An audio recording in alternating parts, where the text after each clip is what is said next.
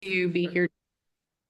Excellent. Okay. Hey again, Patrick, and welcome to Crescent Literary Club. We're so glad you could join us. And we are meeting to review your amazing book, Window to Heaven. We've just had a brief discussion about it and passed around some of the images from it and from some other research that we had pulled together and from our friend Sylvia, who can't be here today. I told you that she had been to Denali, took a few wonderful pictures, including the check-in station named for Walter Harper. So would you please introduce yourself and tell us briefly where you grew up and where you are now? So, yeah, I consider myself a Mississippi boy. I grew up in Cleveland. My dad was a math professor at Delta State, graduated from Leland High School and the University of Mississippi, and spent a lot of time in Jackson, almost a decade, full told, um, and moved to Tennessee in 1999, live on Swanee Mountain now with my wife, Susan. I'm currently the executive director of a nonprofit. It's a rail to trail nonprofit like the Longleaf Trail. Same basic idea, just taking a railroad bed and turning it into a walking, biking path. That's my day job. And I've written the two books as we talked about. So yeah. Thank you. So our next question is just a little research shows me that there are a few books that preceded yours about Hudson Stuck and the Denali Summit. So what was it about those books that made you think, hey, there's a better way to tell this story, and I really need to tell it? Well, and it's really funny that the main biography of Stuck's before mine was also written by a guy named Dean I David. saw that. I saw that. No relation, but I was able to actually reach Revelation, out to him. right. Yeah, I was able to reach out to him and sort of connect before I started the book. It had been a long time. I mean, that book was a little bit old. It was a university press book, so a little more academic, not quite as much general interest. And so I just wanted to have a go at bringing in a lot of the back. I mean, I love the digressions. I know some people say, "Oh, you go off on these tangents," but I love the tangents. I As think a they're really add criticism, to the I like story. tangents too. That's intentional. I do that on purpose. But the Alaska Native angle to it, I think, was not as much talked about in the David Dean book. And I really I started, as I mentioned in the acknowledgments, I started off reading a book about Alaska Native history. And they said that a lot of people have come to Alaska and exploited our resources and taken what they wanted and then left. And I didn't want this book to be the same. I wanted to really treat that side of the story with the respect that I thought it deserved. So I thought there were places I could add to the story and maybe make the account of the expedition itself a little more dramatic because Yeah. these days you've got all the journals online, digitized, so you can literally look at the handwriting of these guys Mhm. as they're going up the mountain, and you can just so many things you could add to it. So that's why I took it on. Awesome. Well, okay. And so what got you hooked on the story of the 1913 expedition? Because really, this doesn't, the title is not the Hudson Stuck story. It's about the expedition, the whole thing. So what got you hooked on that story? And what was the moment that you decided you just needed to write about this? So in the early 1980s, I was working at Lemuria bookstore in Jackson, and I had the employee discount, so I was just going nuts. And for some reason, I guess it's early 20s wanderlust or something. I was fascinated with two places, Africa and Alaska, and I was just reading all sorts of stuff about it. And I picked up this book by a guy named Hudson Stuck called 10,000 Miles with a Dog Sled. And I still have that very book. I used it to write mine. As you know from reading the book, almost as soon as he got there in 1904, he began these yearly trips by dog sled to all his mission churches across the 250,000 square mile Yukon interior. And so I had no idea, A, that I would move to Swanee, B, that I would come back to him later. But we moved to Swanee, started going to St. Andrew's, All Saints Chapel in Swanee for church. I'm an Episcopalian. And there he was. There the plaque was on the side of the nave. And there he was, statue behind the high altar. And I just sort of put it together and I thought, oh, this could be fun to write about. And then I got a degree, an MA from the School of Theology at Sewanee, and decided to write my thesis on Hudson Stuck, and that sort of in a way we go. So that's how it all happened. Hey, speaking of theology, I want to introduce you to a friend of mine. He just happens to be here. He is Father Tim Jones from England, and he just happens to be staying with Greg and me at our house. And so, hi. Uh-oh, uh-oh. Uh-oh, there you are. Here, he can see you, but there we go. Yeah. There's Tim. So yeah, I came this close to making him put on a parka and in character, but this is just a coincidence that Tim could be with us today, and he happens to do a bit of hiking and enjoys the outdoors. That's No, great. I had an English, there's an English faculty member at the School of Theology, who was my sensitivity reader for the British part of the story. He sort of proofread my English facts and figures and all that sort of thing. So blame him if I got anything wrong.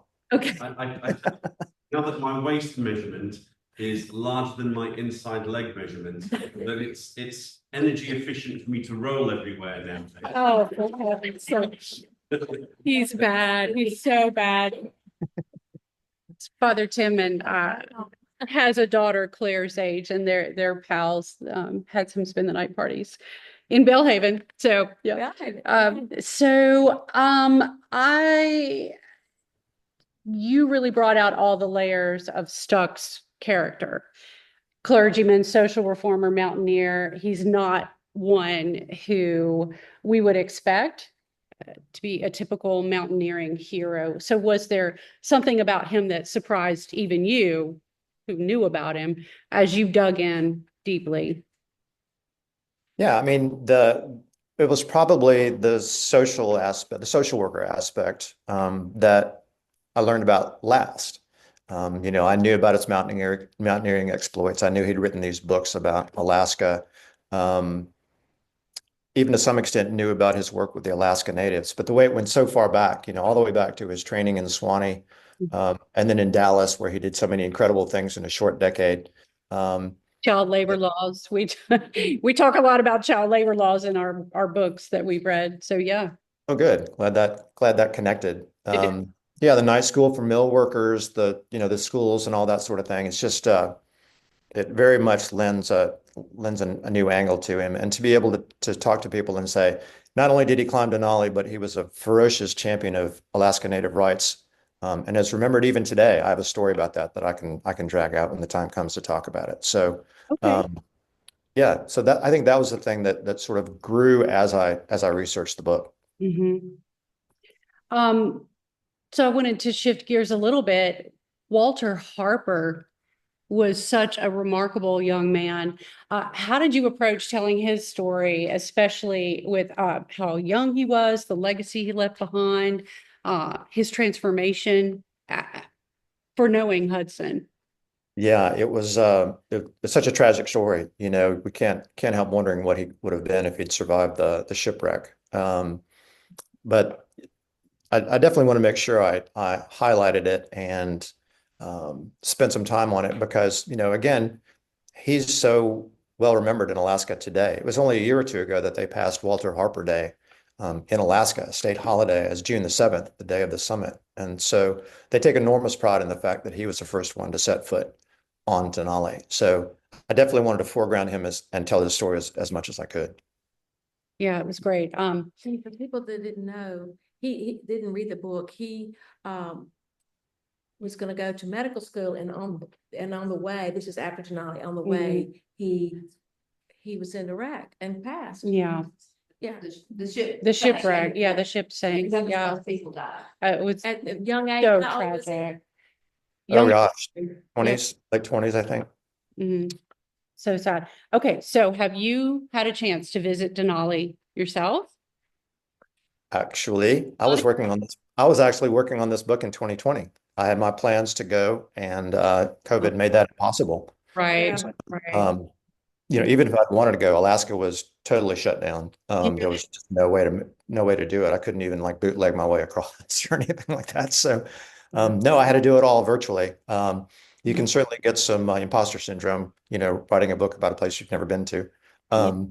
But luckily, again, this is an era in which there's so much can be done online and over the phone. And I met some wonderful people. I met Scott Fisher, who was a retired rector of the same church, St. Matthew's Fairbanks, that Stuck had been. He's old enough to have known people who knew Stuck. So that was an incredible link that I was able to make even without being there in person.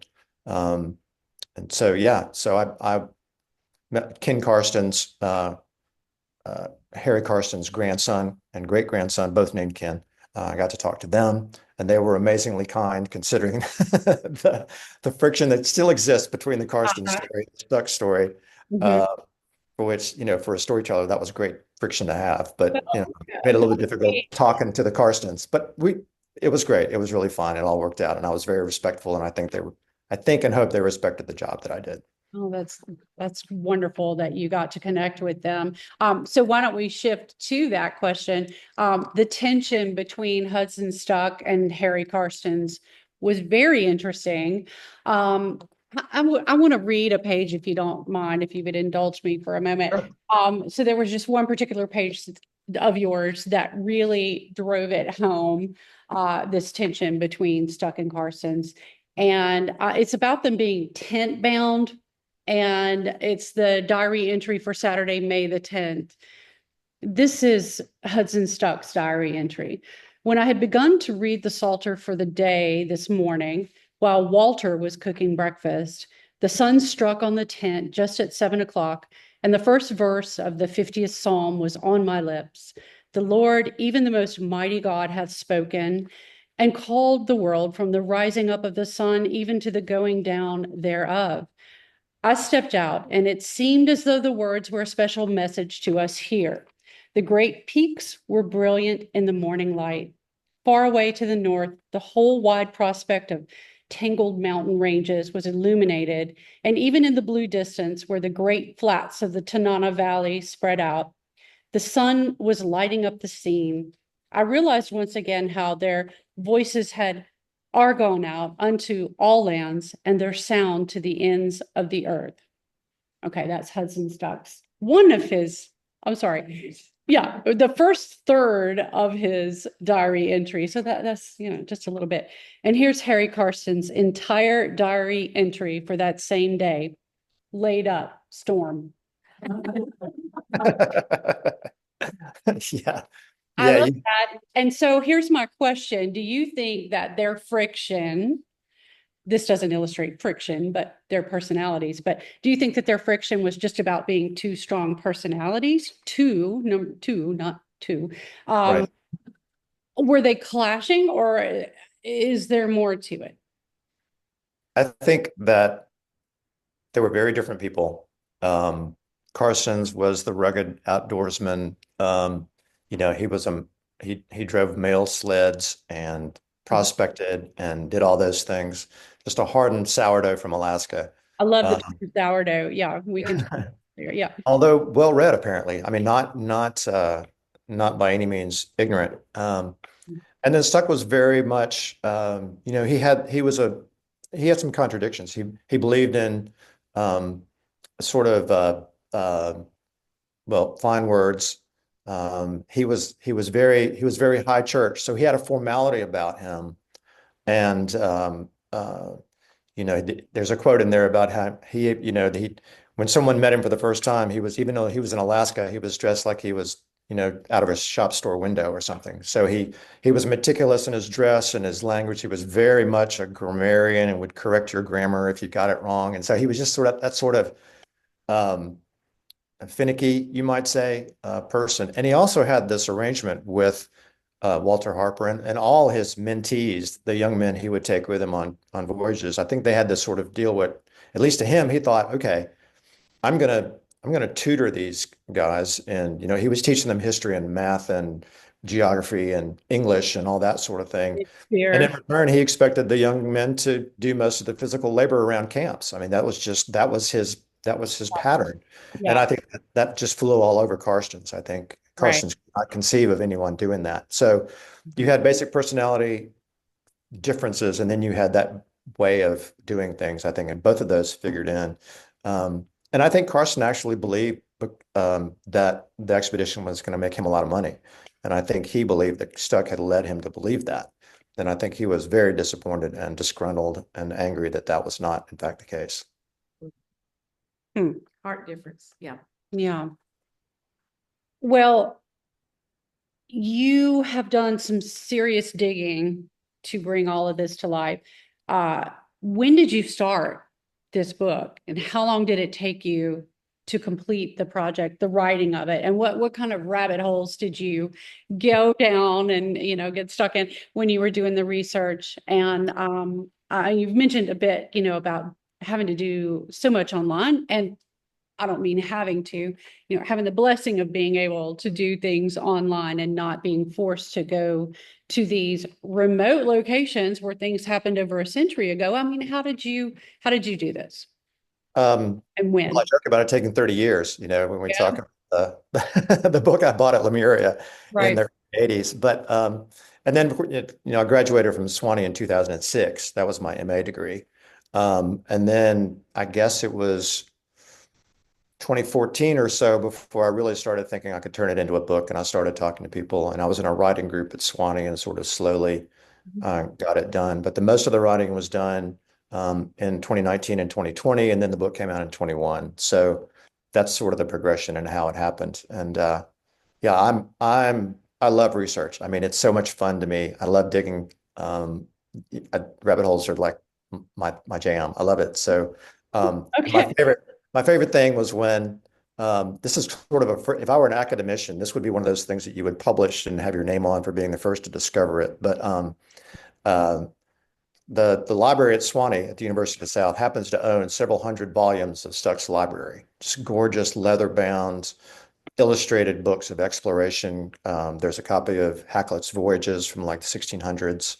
There are all these, and among them is, if you read the book, there's this famous Dr. Frederick Cook, who claimed to have summited Alaska Denali Yeah. right before Stuck's expedition. Love And that.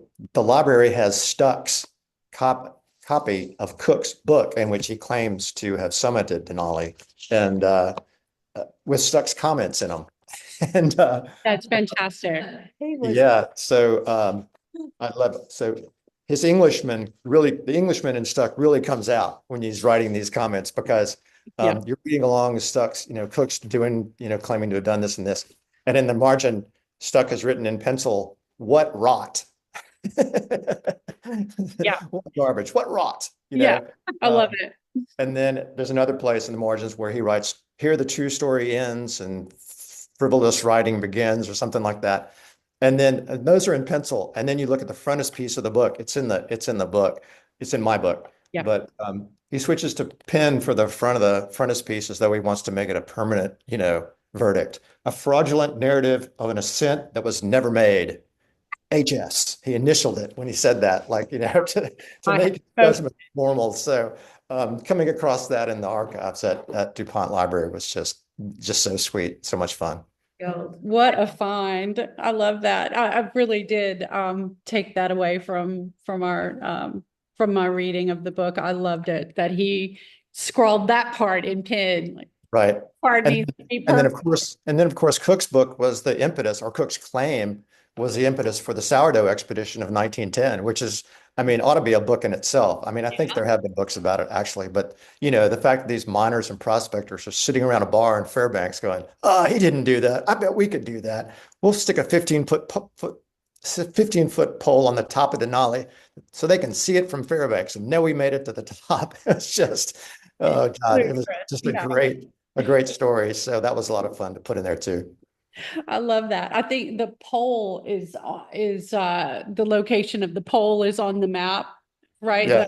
Yeah. That's They fantastic. came really, really close. I mean, they were on the wrong summit. There were two summits and they got the lower one. I mean, they came so close to doing one of the greatest mountaineering feats ever.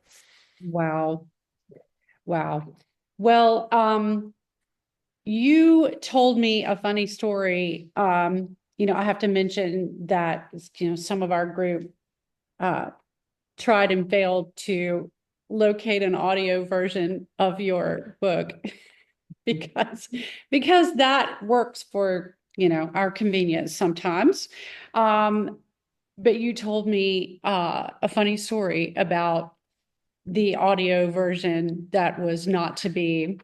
Do tell, if you would. So after the second book, Nature's Messenger, came out, I arranged with the university, who had just opened a new recording studio on campus, to do some audiobook recordings for both books, and found some senior students who were audio whizzes, and they had the soundboard and the whole bit, and they set me up in the room, and it's all soundproof, and I've got my fancy mic and all that kind of thing, and I start reading A Window to Heaven, and the prologue, roll through the prologue, no problem. Get to chapter 1, I'm into chapter 1, and then I hit my first Alaska Native word. That's spelled in Gwich'in, Yeah. and I have no clue how to pronounce that word. I can spell it, but I have no clue how to pronounce it. So we said, oh, I guess we'll read Nature's Messenger. So the audiobook of Nature's Messenger is available on Audible and everywhere, but not A Window to Heaven yet. So I really don't have an excuse. I have friends who speak Gwich'in in Alaska, and I really ought to get them to teach me how. So it's in the plan. Hopefully it'll happen at some point. So, but that's the story.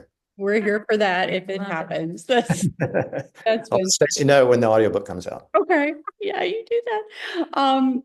Well, if you had the chance to sit down for a coffee or a beer with one of the expedition members, Stuck, Harper, or Karstens, who would you pick? And what would you ask? Wow. Oh, wow. Something that you just really wanted to know, or one of these guys that you would really like to hang out with? If you could just pick one.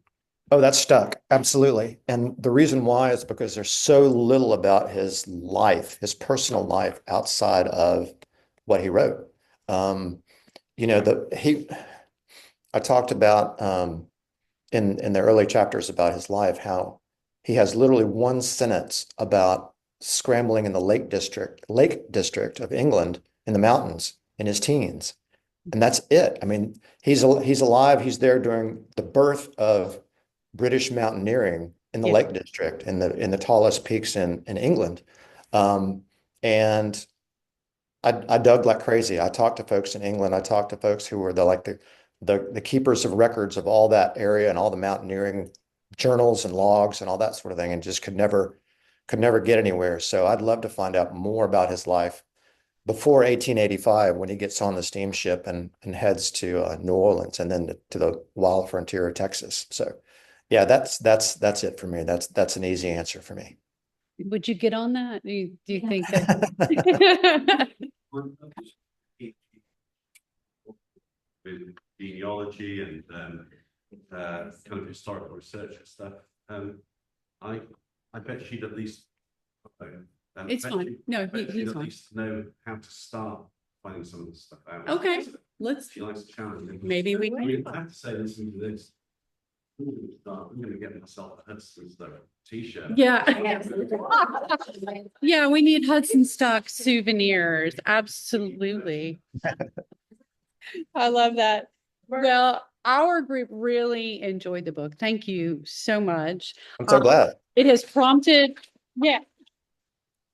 It Thank has you. prompted a lot of good discussion. I know that I want to give you a moment to talk about your Catesby book, but have you given a thought to work of fiction? I have. I'm currently, I'm about to get something printed up for when somebody asks me about third book. You working on third book? If I can just go, no, I haven't thought of a topic yet, and just it's on the side. So in that point, if you're a writer and you've written 2 books in the space of 5 years, you get used to the process of being in that book mode. And so, and the 2 ideas sprang almost without me having to think about what I was going to write about. So yes, I've thought about kids' books. I've thought about fiction. I've thought about everything. So we'll just have to wait and see. I haven't really tried much fiction, but I'm not afraid. So Good. so we shall see. Tell us about your current work. You're at Ole Miss for what today? So I'm doing this talk on Mark Catesby. He was a 18th century British artist, explorer, naturalist, and he produced the very first illustrated Guide to North American Plants and Animals. A century before Audubon, he showed Britain and the rest of Europe what a pileated woodpecker looked like, what a magnolia tree looked like, what an American bullfrog looked like. He's just a towering figure in the early history of natural history. And also because he was in Carolina colony in 1722, 23, 24, he was one of the first ethnologists. He talks about the enslaved Africans and what they ate and what they grew for medicine. He encountered Native Americans. He went to the frontier, which is where Augusta, Georgia is now. That was a frontier in 1723. There were buffalo roaming the Piedmont of South Carolina at that point. Wow. And so it's a fascinating, not only it's a fascinating and beautiful book about plants and animals, but it's a fascinating study of America and the Bahamas, where he also went in this very early time. So it was another fun book to write. I mean, he's just as fascinating as Stuck, although in different ways. So had his own problems too. There are no known likenesses of Mark Catesby. So I had to deal with that. So Yeah. there were definitely some challenges, but a lot of fun. Beautiful book. My publisher Pegasus put 16 full color pages in the middle, and it's really nice. Two more things I want to make sure to say, and I've already told Stacey this, but if anyone would like an inscribed book plate, inscribed to you or to someone else for your book, or to give to someone else, that's, I don't care if you give yours to someone else to read. Tell Stacey, she'll tell me, and I'll send a slew of book plates to her for y'all to put in your books. Very kind offer. Thank you. Yeah, glad to do that. Also, I do want to tell that story about Stuck that I mentioned a while ago, because I think it's really telling. Yeah, your time is you're watching your time, right? You've got Yeah. So Scott Fisher, the man I mentioned before, who was the priest at St. Matthew's, told me this story. I think he's like 80 now, late 70s, around 80. And this is I think it's been about a year since he told me this story. And he was sitting somewhere in Fairbanks with some Alaska Native elders who were just shooting the breeze, just doing the classic, sitting on a bench, talking about everything and nothing in the state of the world and solving the world's problems and all that. And there's a story, one of the stories about Stuck is this sort of classic. It might be true, it might be not, but it's still a great story. He also, in addition to dog sledding, he also took a boat, this gasoline launch called the Pelican, up and down the tributaries of the Yukon every summer. And the story goes, as he ran aground in his boat, and the steamboat captain comes upstream on his steamboat and says, "Who are you?" And "I'm Stuck." "I know you're stuck, idiot. But who are you?" That kind of silly joke story. But inevitable, I guess. Yeah, but the Alaskan Native elders sitting there chatting with Scott Fisher told that story. I mean, this is over a century since he died. Oh, wow. And they're still telling them stuff. And the story is still there in the folklore, in the environment, in the ether of Alaska Native memory. I mean, they called him Big Preacher in Gwich'in, even though he was like 5'4". And he remains an outsized presence in that world for both Alaska Natives and white folks in Alaska. So just an amazing character, and I love it. really enjoyed writing about him. That's fantastic.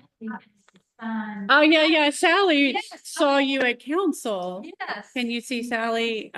Sally Gray is waving at you. Yeah, I saw you at council and told you that we were going to be. Yes. Hi, yes, and got my book signed and. Sally is married to Lloyd Gray. I thoroughly enjoyed it, and I just had so many questions. I wish I could talk to you for hours. All I could think about as I was reading this was all the privations, and they're struggling, and then they, there's a fire and they lose a lot of their provisions, and they have to find more moccasins and more caribou and whatever lynx line mittens and so forth. And all I could think about was, did anyone lose digits on the expedition? I just kept thinking, frostbite. It literally said he had on 6 pairs of socks, and and shoes, and That's so how crazy. in the world with temperatures, 40 degrees below zero and the wind howling at 80 miles an And the hour, wet. how did people not lose digits? Yeah. I was Yeah. or toes. Yeah. Right, and getting wet, exactly, getting rained on, and Yeah. ice and all of that. I just Right. think about. Yeah, Very they were, yeah, anybody who wants a book plate gets a mountain with their, Yeah. my signature, by the way. That's nice. That's nice. They were all four seasoned Alaskans. Even Tatum, had been there for a couple of years and knew how to deal with all of that. And so I think if he'd tried to recruit a Chichaco, which is what they called, um, uh, tenderfeet, brand new newcomers, newbies, Yeah. might have had some of that issue, but all of them, especially Karsten's, but Stuck too. I mean, he'd been there for a decade by that time. Mhm. So they were all quite used to being out there in those elements and dealing with the weather and that sort of thing. So I have to believe that was the difference. That was what kept them Mhm. alive and toes intact and all that sort of thing on the mountain. But you're right. I mean, there was no Gore-Tex. They hadn't figured out down yet. No North Right. Face. It was all wool and lots of layers and Abercrombie and Fitch glasses that really struck me. I know that was funny. Bragging on his Abercrombie And glasses Fitch. that, Yeah. helped getting through. that's right. Yeah, well, they began Abercrombie and Fish began as outfitters to explorers and the military and all that sort of thing. So then they went the direction we know. So Sadly, yeah. Well, you have been so generous with your time, and I know you need to get to your next function. And hey, we're so grateful that you've joined us. Thank you for being a good sport, and thank you for writing this. We look forward to the next one. Okay. glad to do it. Glad to see you all today. Honored to. I mean, I've never heard of a book club that's been around since 1949. So that's just incredible. And keep up the good work, y'all. Enjoy your books. And hey to Susan. Yep. Hey to Greg. Yeah. All right. Bye. Take care. Bye.